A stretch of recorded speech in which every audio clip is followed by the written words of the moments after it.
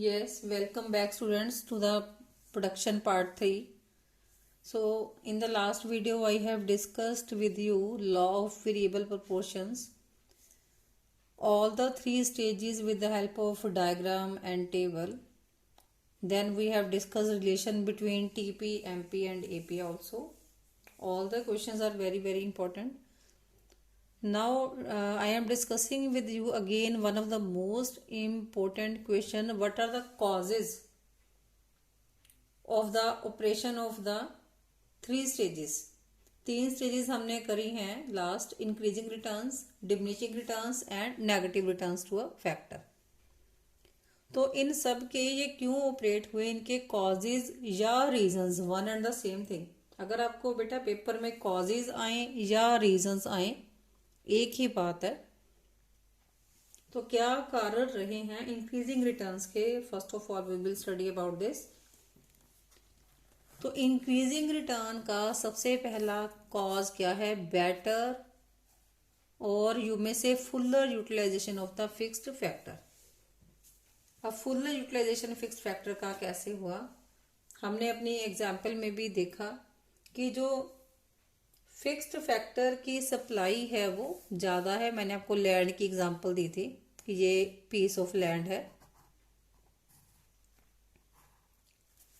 तो सबसे पहले हमने इसमें एक लेबर का बंदा लगाया था काम के लिए. तो हमने देखा अभी प्रोड्यूसर के पास और स्पेस खाली है. That means supply, this is the fixed factor, this is the land, ये फिक्स्ड फैक्टर है, and this is the variable factor, ये वेरिएबल फैक्टर है लेबर. तो ये हमने एक लगाया. लैंड इतनी ज़्यादा है लेकिन लेबर का बंदा हमने एक लगाया. फिर हमने देखा कि अभी और स्पेस खाली है तो हमने एक और लगा दिया. हमने वेरिएबल फैक्टर की सप्लाई यहाँ पर बढ़ानी शुरू कर दी क्योंकि हमारे पास स्पेस थी. तो वेरिएबल फैक्टर लगाने से एक लगाया, दूसरा लगाया, देन हमने तीसरा लगाया. तो जब इन दोनों फैक्टर्स को हमने कंबाइन किया, fixed factor and variable factor, इन दोनों के कॉम्बिनेशन से क्या हुआ कि फिक्स्ड फैक्टर जो लैंड था उसका प्रॉपर यूटिलाइजेशन शुरू हो गया, जिसकी वजह से क्या हुआ, जो हमारी टीपी है वो इंक्रीज हुई at the increasing rate, and जो एमपी है वो भी इंक्रीज हुई फर्स्ट फेज में. देन द नेक्स्ट जो कॉज है, नेक्स्ट रीजन है वो क्या है? Increased efficiency of the variable factor. Now again coming to the first phase. First phase का ही रीजन है कि क्यों हमारे पास जो टोटल प्रोडक्शन है वो बढ़ के आई. अब क्योंकि लैंड के पीस में जब हमने एक के बाद एक वेरिएबल को, हम वेरिएबल फैक्टर को, दैट मीन्स लेबर को, जब हम ऐड करते गए लैंड के पीस में, तो क्या हुआ, उन जैसे यही एग्जांपल सेम मैं ले रही हूँ, तो इन तीनों ने आपस में कोऑपरेट करके काम करना शुरू किया और इन्होंने आपस में काम, इनमें डिवाइड भी इन्होंने इस तरीके से किया जैसे कोई ए पर्सन है वो मशीन चलाने में एक्सपर्ट है, जो बी है वो मैनुअल वर्क में एक्सपर्ट है, सी किसी और काम में एक्सपर्ट है. तो एक तो बेटर यूटिलाइजेशन का फैक्टर तो हमने अचीव कर ही लिया, और बेटर कोऑर्डिनेशन से क्या हुआ कि इन्होंने, इनका जो काम है वो कोऑपरेशन के साथ हुआ और इनको काम जो है स्पेशलाइजेशन के अकॉर्डिंग इनमें बट गया, जिसकी वजह से वेरिएबल फैक्टर के काम करने की जो एफिशिएंसी है वो इंक्रीज हुई. So this is the second factor. Next factor क्या है? Indivisibility of fixed factor. अब जो फिक्स्ड फैक्टर है, जो लैंड है, it can not be divided, this is fixed. तो हमने जब इस पे जो लेबर है वो लगाई एक के बाद एक, तो इससे क्या हुआ, जैसे जैसे हमने लेबर इसमें ऐड करते गए हमारी जो टोटल प्रोडक्शन है वो बढ़नी शुरू हो गई और जो फिक्स्ड फैक्टर है उसका प्रॉपर यूटिलाइजेशन स्टार्ट हो गया. तो इससे क्या हुआ कि जैसे जैसे हमने वेरिएबल फैक्टर को ऐड करना शुरू किया, हमारी जो फिक्स्ड फैक्टर की यूटिलाइजेशन थी वो इम्प्रूव हो गई, उसकी यूटिलाइजेशन वो प्रॉपरली यूटिलाइज होना शुरू हो गया, तो जिसकी वजह से हमारी जो टीपी है वो इंक्रीज हुई और एमपी भी इंक्रीज हुई, दोनों चीजें इंक्रीज हुई। रादर जो टीपी है वो इंक्रीजिंग रेट पे इंक्रीज हुई। हमारा जो फर्स्ट फेज है उसके यही मेन पॉइंट्स हैं कि टीपी इंक्रीजिंग रेट पे इंक्रीज हुई, जो और एमपी है वो भी इंक्रीज होती है ड्यू टू दीज 3 रीजंस। कौन कौन से 3 रीजंस हैं? बेटर और इफेक्टिव या fuller utilization of the fixed factor, कि हमने जो फिक्स्ड फैक्टर लैंड था उसको प्रॉपर्ली यूटिलाइज किया, जितनी लेबर उस पर लगानी चाहिए थी उतनी लगाई, तो जिसके रिजल्ट में हमें क्या मिला? टीपी इंक्रीज हुई इंक्रीजिंग रेट पे और एमपी भी इंक्रीज हुई। देन उसके बाद increased efficiency of the variable factor. अब क्योंकि हमें जितनी लेबर रिक्वायर्ड थी हमने उतनी लगाई, तो आपस में तीनों ने क्या किया? मिलके काम किया, कोऑपरेशन के साथ काम किया, अपनी अपनी स्पेशलाइजेशन के अकॉर्डिंग काम इनमें बांट दिया गया, जिसकी वजह से जो रिजल्ट है हमारे पास बहुत बढ़ के वापस आया वेरिएबल फैक्टर की, दैट मीन्स लेबर की एफिशिएंसी काम करने की बढ़ी। और लास्ट कॉज क्या है इसका? इनडिविजिबिलिटी ऑफ फिक्स्ड फैक्टर, जो कि फिक्स्ड फैक्टर है क्योंकि शॉर्ट रन है, हम इसमें जो फिक्स्ड फैक्टर है दैट मीन्स जो लैंड है उसको हम बढ़ा नहीं सकते। हमने इसमें क्या बढ़ाई? लेबर। कितने बंदे लगाए टोटल? पहले पहला लगाया, फिर जगह थी और तो दूसरा लगाया, देन हमने तीसरा लगाया, जिसकी वजह से जो टीपी है वो इंक्रीज हुई इंक्रीजिंग रेट पे और एमपी जो है वो भी हमारी इंक्रीज हुई। अब जो नेक्स्ट है diminishing returns to a factor, जो नेक्स्ट फेज था हमारा, हमने डायग्राम में भी इसको स्टडी किया था। अब इसमें जो कॉज रहा डिमिनिशिंग रिटर्न्स का जो फैक्टर है उसमें मेनली क्या चीज है कि जो टीपी है वो इंक्रीज तो हुई है but at slow speed, at decreasing rate, और जो एमपी है इसमें क्या हुई है? फॉल हुई है। ये 2 मेन पॉइंट है इसके। अब इसका रीजन क्या रहा, क्यों हुआ ऐसे? तो फर्स्ट इसका पॉइंट है fixity of factor is the main limitation. Fixity of factor main limitation क्यों है? क्योंकि एक तो हमें पता है कि ये जो लॉ है वो शॉर्ट रन में ऑपरेट होता है, मींस जब प्रोड्यूसर के पास टाइम कम होता है। तो इस केस में जो हमारा लैंड का फैक्टर है, land is a fixed asset, so it is a fixed factor.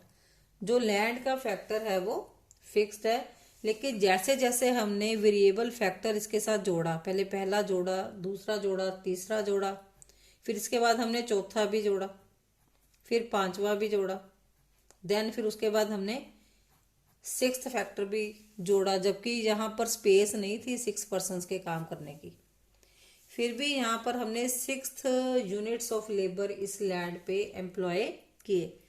अब इसका रिजल्ट क्या हुआ? क्योंकि स्पेस इतना था नहीं, हमारी लिमिटेशन है, हम लैंड को बढ़ा नहीं सकते क्योंकि land is a fixed factor, और उसको हमने फिक्स ही रखना है क्योंकि प्रोड्यूसर के पास शॉर्ट रन में इतना टाइम नहीं है कि वो लैंड को और परचेज कर ले या लैंड में एडिशन कर ले, वो सिर्फ वेरिएबल फैक्टर को ही बढ़ा सकता है। तो सिर्फ वेरिएबल फैक्टर को बढ़ाने का क्या नतीजा हुआ? इससे क्या हुआ कि जो लैंड है उसका एक्सेसिव यूज हो गया। पहले तो प्रॉपर यूटिलाइजेशन हो रहा था ना फर्स्ट स्टेज में, तब इसमें क्या हो गया? इसमें जरूरत से ज्यादा यूज होना शुरू हो गया, मशीनरी का ज्यादा यूज होना शुरू हो गया, ठीक है। आपस में इनकी कोऑपरेशन कम होगी, कम ही होएगी ना, जब ये टाइट होके बैठ के काम करेंगे तो इनकी कोऑपरेशन आपस में कम हो जाएगी। अब उसका रिजल्ट क्या होगा कि wear and tear and loss होना शुरू हो जाएगा, आपस में इनका डिस्प्यूट, कुछ भी रिजल्ट हो सकता है, जिसका जो रिजल्ट क्या होगा? टीपी जो है इंक्रीज तो की है, नो डाउट कुछ ना कुछ तो ये प्रोड्यूस कर रहे हैं, लेकिन इनकी स्पीड स्लो हो गई काम करने की, क्योंकि इनको जो लैंड है वो प्रॉपर नहीं मिल रही काम करने के लिए, या जो मशीन है वो प्रॉपर नहीं मिल रही काम करने के लिए। तो इनकी जो एफिशिएंसी है वो रिड्यूस हो गई काम करने की, जिसकी वजह से इनका जो एमपी है वो डाउन आ गया। एमपी डाउन आने का क्या मतलब है कि हर लेबर का बंदा जो इक्वली एफिशिएंट था वो कम प्रोड्यूस करने लग गया, जिसकी वजह से एमपी जो है वो फॉल कर गई। देन नेक्स्ट इसका कॉज है, रीजन, इम्परफेक्ट फैक्टर सब्स्टिट्यूटेबिलिटी। इसका क्या मतलब है, इसमें वेरिएबल फैक्टर और फिक्स्ड फैक्टर की हम बात करते हैं। Variable factor and fixed factor, दो फैक्टर्स हैं हमारे पास। अब फिर से वही बात कि प्रोड्यूसर जो है वो शॉर्ट रन में काम कर रहा है, मीन्स प्रोड्यूसर के पास टाइम शॉर्ट है। तो इसका मतलब क्या है कि वो लैंड का जो पीस है वो लिमिटेड है, वो लेबर को बढ़ाता जा रहा है, 1 2 3, देन 4th 5th 6th।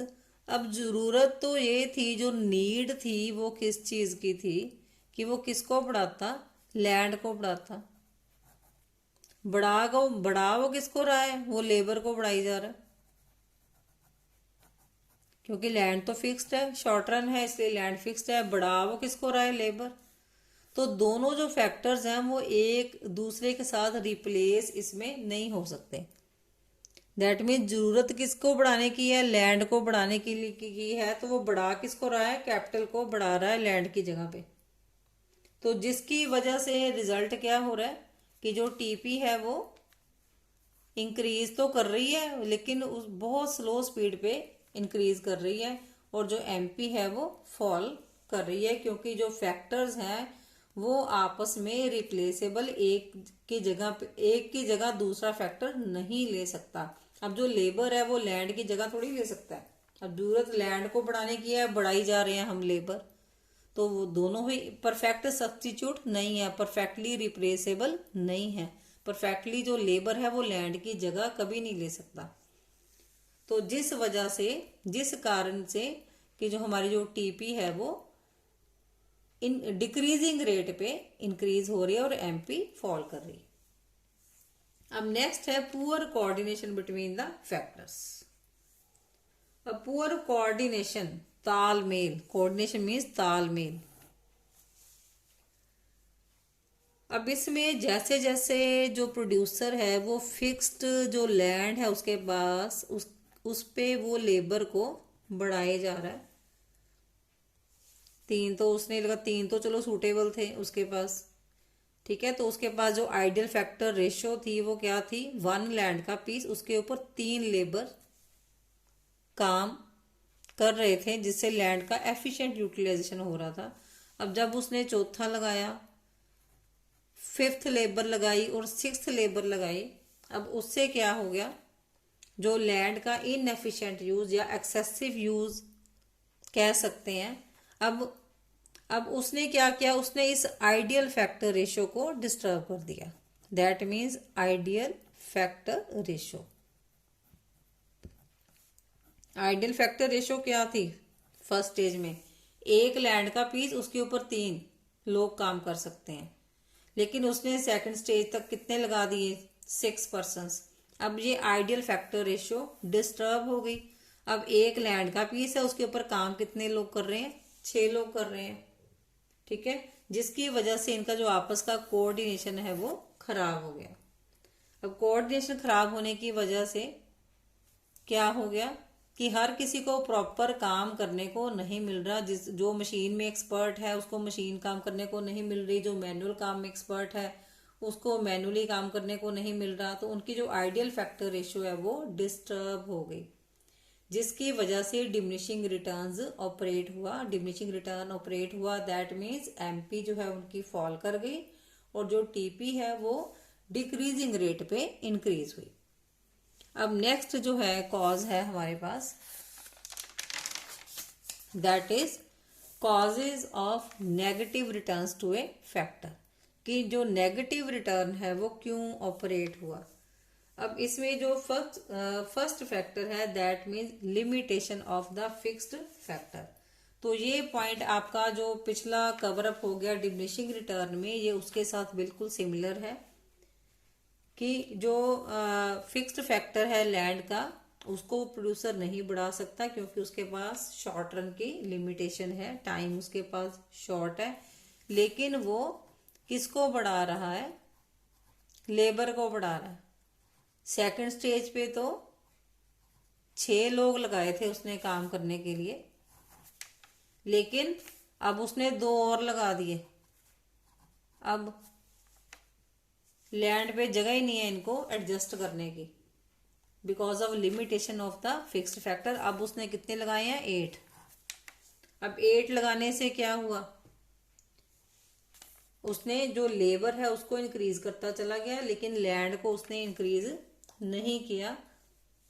ठीक है, तो due to fixity of factor, क्योंकि लैंड फिक्स्ड है उसको वो बढ़ा नहीं सकता, या इम्परफेक्ट सब्स्टिट्यूशन भी कह सकते हैं हम फैक्टर्स की, इतनी जगह ही नहीं है यहाँ पर लेबर को एडजस्ट करने की। अब जिसकी वजह से सेकंड स्टेज में तो फिर भी टीपी इंक्रीज हो रही थी स्लो स्पीड पे। अब यहाँ पर क्या हुआ, टीपी फॉल ही कर गई, फॉल ही करनी है, इतना रश लग गया। अब यहाँ पर बिल्कुल भी जगह नहीं, कोई भी काम नहीं कर पा रहा सही तरीके से, टीपी फॉल कर गई। और जो एमपी है वो क्या होगी, 0 देन नेगेटिव। ये हमने डायग्राम में भी इस चीज को देखा है। तो जो एमपी है, क्योंकि कोई भी सही तरीके से काम नहीं कर पा रहा, तो एमपी क्या हो गई, negative. Next point is poor coordination between variable and fixed factor. अब क्योंकि जो आइडियल फैक्टर रेशियो थी वो तो उसमें ही डिस्टर्ब कर दी थी हमने, जो सेकंड फेज था अपना डिमिनिशिंग रिटर्न्स का।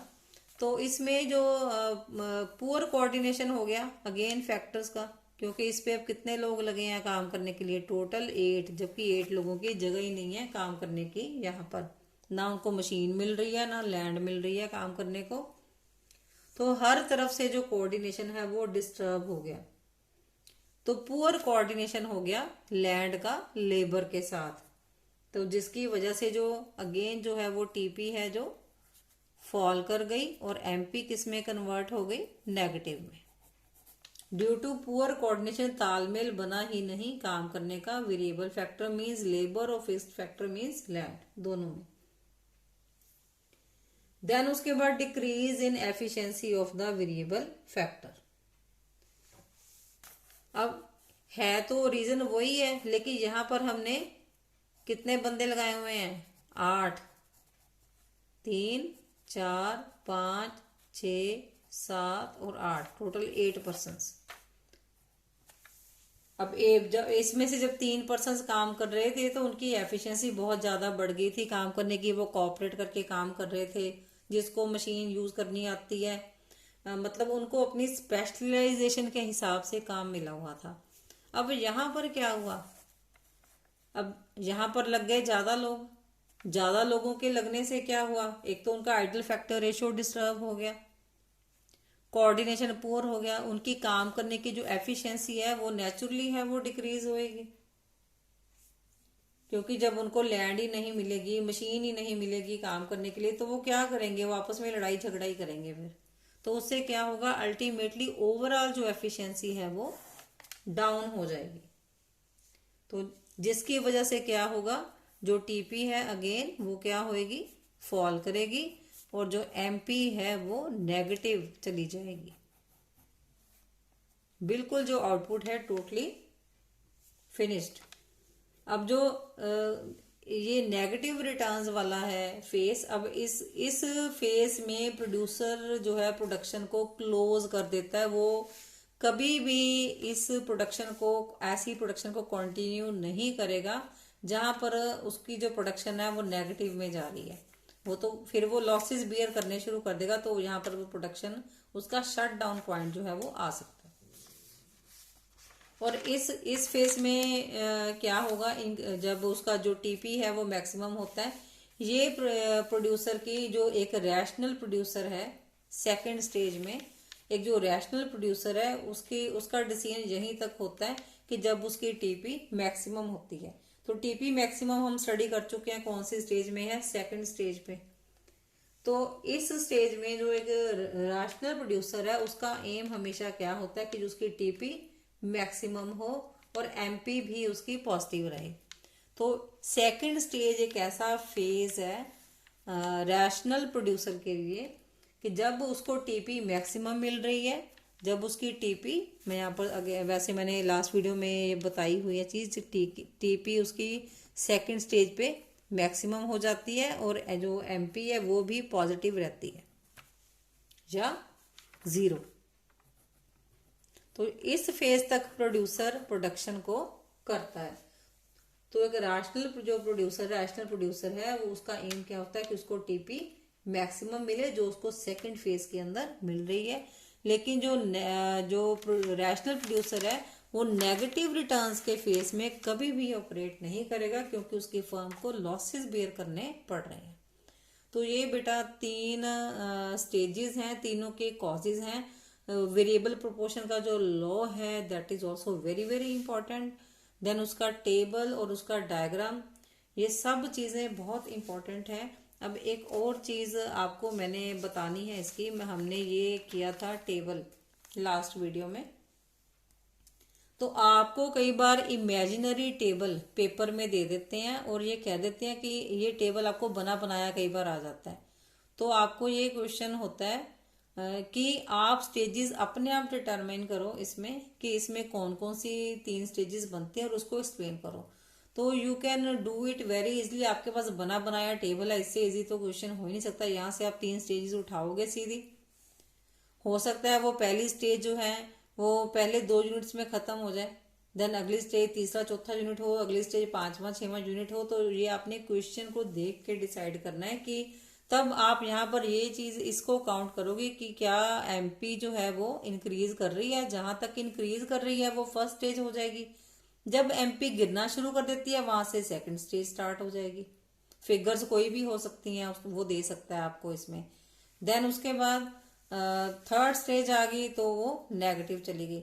अब हो सकता है वो आपको पेपर में यहाँ तक का टेबल दे, पहली 2 स्टेजेस ही दे, तो फिगर्स वो चेंज कर सकता है। बस आपने लॉजिक देखना है कि एमपी पहले इंक्रीज कर रही है फिर फॉल कर रही है, ठीक है। तो उसके अकॉर्डिंग आपने जो भी स्टेजेस आपको टेबल में शो हो रही हैं, हो सकता है वो सिर्फ एक स्टेज तक का ही टेबल दे आपको, तो फिर आप पहली स्टेज एक्सप्लेन कर दोगे। अगर अब आपको वो 2 स्टेजेस तक का टेबल दे रहा है तो आप 2 स्टेजेस एक्सप्लेन करोगे। अगर आपको 3 स्टेजेस का टेबल दे रहा है तो आप 3 स्टेजेस उसमें एक्सप्लेन करोगे। तो इस तरह से आपको क्वेश्चन आ सकता है टेबल बना बनाया पेपर में। तो आपने उसको देख के स्टेजेस में डिवाइड कर देना और एक्सप्लेनेशन सेम रहेगी। वो 3 फेसेस जो 3 स्टेजेस हैं वो रहने ही रहने हैं, उसको उसी तरीके से एक्सप्लेन करना है। डायग्राम भी उसी तरीके से बनेगा, क्योंकि डायग्राम तो बनाना ही फ्री हैंड है। हमने लास्ट भी फ्री हैंड ही बनाया था डायग्राम। तो एवरी टाइम माइक्रो इकोनॉमिक्स की रिक्वायरमेंट है कि डायग्राम जो है वो फ्री हैंड ही होते हैं always. So thanks for your patient listening and your chapter is over now.